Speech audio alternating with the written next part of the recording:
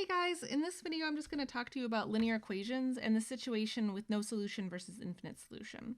So basically there are two special things that can happen when you're working with linear equations.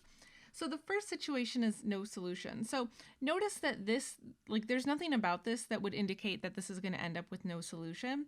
So if you've never tried this before, I highly recommend pause the video and work this out as long as you can until you get to something weird and then hit play.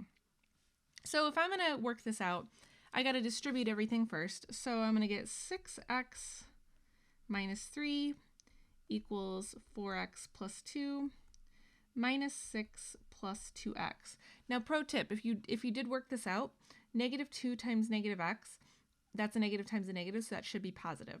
Okay, so from here, so notice this side I've got some like terms, so I'm going to go ahead and collect those. So I've got 6x minus 3, and then this is 6x minus 4. Okay, now from here, there are several things that can happen, and this kind of depends on how you solve your problems. So I'm going to show you a couple different ways this can shake out, okay? So let's start by getting rid of the 6x first. And if you don't do that, that's okay. Just hold on. I'm going to show you a couple different ways this can present itself. So notice what happens. I subtract this 6x from each side. 6 minus 6, what does that give you? 0. So this does not leave us with any x's. This leaves us with 0 x's. So the 6x in this case, these drop out entirely. So what does that actually leave us with then? That leaves us with negative 3 equals negative 4. Does that make any sense? Does negative 3 equal negative 4? This does not make any sense.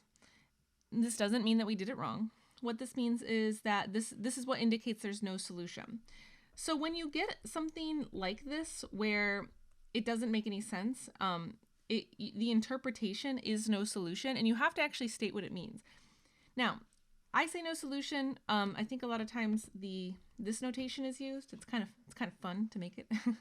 So okay, so here is kind of how this can look. But what if you didn't get this result? What if you got something else? Okay. So let me get rid of all this for a moment. Let's just take a look at a couple other ways this could have happened. So some people don't start with the x's, some people start with the numbers. So it doesn't matter if you've decided to add 3 or add 4. I'm just going to add 3 to each side like this. So in this case, I would be left with 6x equals 6x minus 1. And then I'll subtract off the 6x's again. And once again, so the 6x's drop out, right? 6x minus 6x. The whole point of this is that you get this. So look what happens now. This says 0 equals negative 1. So what's important, it's not getting the 3 equals negative 4. What's important is that you get this nonsense thing. And if you went the other way, if you added the 4 to each side, you'd get 1 equals 0. No matter which way you get it, once you get something that's kind of nonsensical, it's still the same interpretation. It's still no solution. So what matters here is not necessarily these numbers, it's the fact that this doesn't make sense. So then it's still no solution, and then you can make that empty set notation. Okay, so that's what no solution looks like. So now let's pivot to what does infinite solutions look like. So notice once again, there's nothing about this that would indicate that this is infinite solutions. And by the way, you don't even have to have a problem that's this complicated. I'm just doing this so we can get some extra practice with distributing. Okay, so once again, to try this out, you can pause and just work this out until you get something weird. These videos go a lot better if you actually kind of engage a little bit with them. If you just watch me do it all the time, sometimes it's just not going to be as effective or meaningful. Okay, so let's see. I'm going to go ahead and distribute everything. So I get 6x plus 3 minus 2x plus 2. So again, be careful. Negative 2 times negative 1, negative times a negative, that'll give you a positive. Okay, so now I'm going to collect my like terms on this side. So I've got 4x plus 5 equals 4x plus 5. Okay, so actually from this point, you'll notice both of these sides are equal. So what does that mean? So let's go a step farther with this. So let's say that I decided to get rid of the 4x first.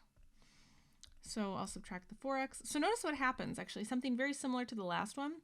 These 4x's drop out. 4 minus 4 is 0, so this is just 0x. But what am I left with this time? 5 equals 5. That is true.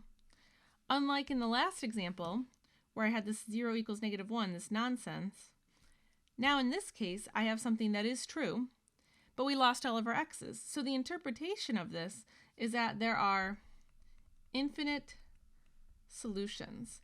And the way that sometimes that gets represented is with this set notation, -infinity to infinity with the parentheses.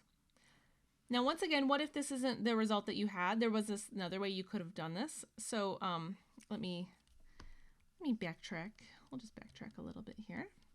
So what's another way that this could present itself? Because you just got to know kind of when it comes up.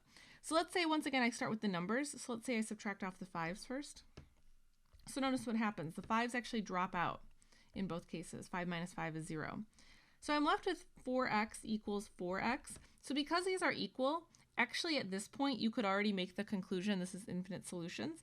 But some people are completionists. They want to get rid of all of the x's. So let's say you get rid of both of the x's, and now I get 0 equals 0.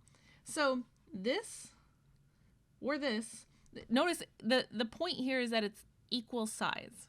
So as long as both sides are equal, the interpretation is always the same. It's always infinite solutions, or you can use that interval notation like that.